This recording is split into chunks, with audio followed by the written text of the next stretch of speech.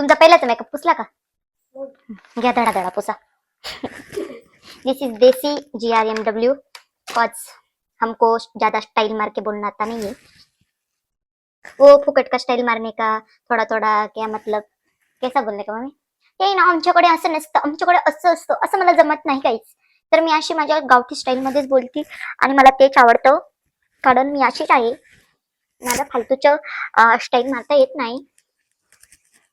Pure wife pure.